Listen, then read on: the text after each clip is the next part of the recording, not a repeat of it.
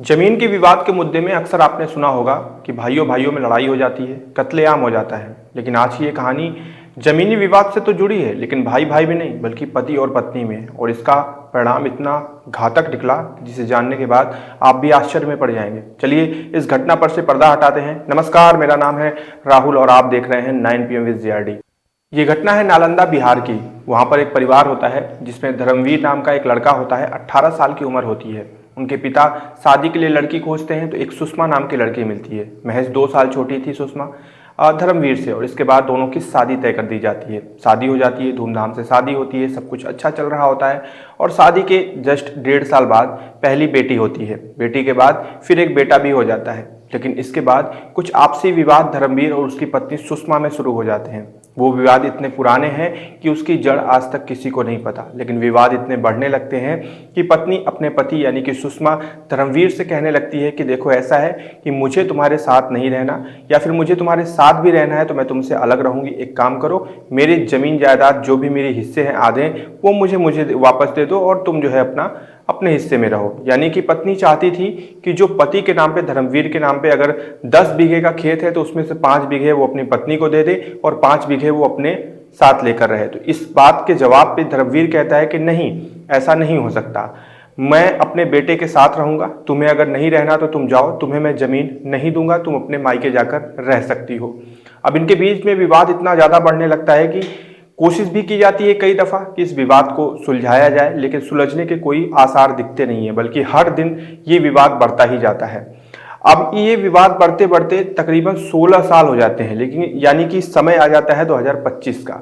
2025 के समय में 16 साल से लगातार विवाद चल रहे थे और ये विवाद न्यायालय तक पहुंच चुका था, जिसमें पत्नी इस चीज की मांग कर रही थी कि मुझे आधी हिस्सेदारी चाहिए जितनी जमीन जायदाद है। अब ये सारी चीज चल रही थी और तारीख होती है तकरीबन 27 मार्च 2025। 27 मार्च 2025 को एक डेट रहती है, यानी कि एक तारीख होती है न्यायालय में। और ये धर्मवीर और उसकी पत्नी सुषमा के बीच में चल रहे विवादों वाली तारीख होती है। इस तारीख को देखने के लिए धर्मवीर न्यायालय पहुंचते हैं और न्यायालय से तारीख देखकर जब वापस लौट रहे होते हैं तो उन्हें इस चीज का अंदेशा नहीं था कि उनके साथ बहुत बड़ी घटना घटने वाली है। अब 22 साल पहले लगभग शादी हुई थी 18 साल की उम्र में, और आज धर्मवीर की उम्र थी लगभग 40 साल। 40 साल की उम्र में ऑटो ड्राइवर अपने ऑटो से ही ये वापस आ रहे थे अपने घर, तभी रास्ते में कुछ बदमाश इनको घेर लेते हैं। बदमाशों की संख्या लगभग 3 होती है और वो लगातार इनके ऊपर फायरिंग कर देते हैं। यानी कि धर्मवीर की मौके पे ही गोली लगने से मौत हो जाती है। जब धर्मवीर की मौत होती है, पुलिस प्रशासन वहां पहुंचती है, जांच पड़ताल की बातें आती हैं, तो एक चीज का खुलासा होता है कि पिछले 16 साल से धर्मवीर और धर्मवीर की पत्नी में विवाद चल रहा है। क्या इस हत्या की वजह कहीं ये विवाद तो नहीं है? और इसी चीज को एंगल में बनाकर पुलिस जांच पड़ताल में जुट जाती है और जांच पड़ताल करने के बाद पहले 3 शख्स को गिरफ्तार कर लेती है। वो 3 शख्स जिन्होंने जो है फायरिंग करी थी धर्मवीर के ऊपर, बुरी तरीके से मारा था, उनको पुलिस वहां तक पहुंच जाती है। और उनके पास पहुंचने के बाद जब पूछताछ होती है तो हर किसी का कलेजा फट जाता है सच्चाई जानने के बाद, क्योंकि तब ये पता चलता है कि दरअसल जब ये विवाद लगातार चल रहा था तो इसके बाद धीरे धीरे बेटा भी बड़ा हो रहा था। बेटी की उम्र भी काफी ज्यादा हो चुकी थी। तो धर्मवीर हमेशा से चाहते थे कि वो अपने बेटे के साथ रहें, यानी कि वो अपने बेटे को अपने साथ लेकर रहना चाहते थे। लेकिन उनका बेटा उनके साथ ना रहकर अपनी माँ के साथ रहना ज्यादा सही समझता था।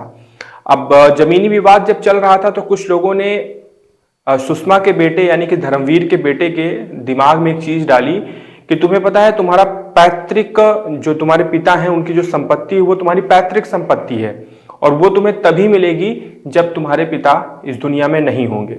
अब इस जमीनी जायदाद और संपत्ति के लालच में वो लड़का अपनी माँ से बात कहता है कि इतने दिन से विवाद चल रहा है, क्यों ना पिताजी को रास्ते से ही हटा दिया जाए। और यही चीज सोचकर माँ और बेटा दोनों मिलकर साजिश रचते हैं।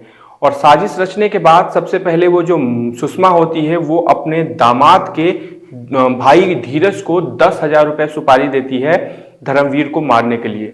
धीरज फिर अपने 2 दोस्तों को भी इकट्ठा करता है, यानी कि टोटल 3 लोग हो जाते हैं और यही तीन लोग उस दिन घटना को अंजाम देते हैं। जब धर्मवीर न्यायालय से तारीख देखकर वापस आ रहे थे तभी उनको घेर कर उनके ऊपर फायरिंग की जाती है और उनकी हत्या कर दी जाती है। यानी कि इस चीज का बखूबी खुलासा हो गया कि धर्मवीर की हत्या के पीछे उन्हीं की पत्नी और उन्हीं का बेटा है।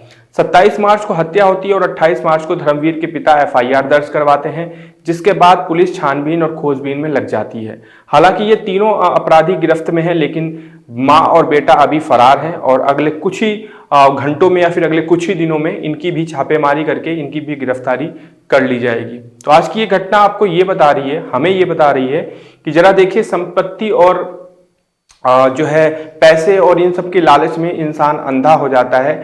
उसे ये भी नहीं समझ में आता कि सामने वाला इंसान जिसको मारने की वो प्लानिंग कर रहा है वो रिश्ते में उसका पिता है, उसका वजूद उसके पिता की वजह से ही है और आज अपने वजूद को ही मिटाने की जिद्दोजहद में लग गया।